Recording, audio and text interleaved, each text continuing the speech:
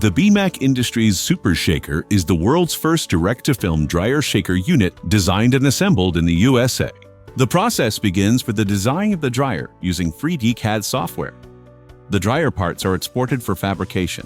2D engineering prints are created to ensure the parts are fabricated according to the design intent. An operator uses a fiber laser to cut out flat patterns of the parts. A fastener insertion machine is used to press threaded nuts into the sheet metal parts for easy assembly. The parts are now ready to be formed into their final shape. A brake press, or panel folding machine, is used to create the bends. Parts are touched up and reinforced with a welder to improve the final fit and finish. A layer of powder coating is added for protection and visual appeal.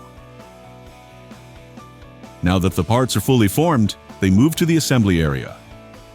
The main panels are assembled to create the body of the machine. The sub-assemblies are constructed separately, so they can be attached to the main body later in the process. The electrical components are installed into the electrical panel and tested to ensure proper function and safe operation.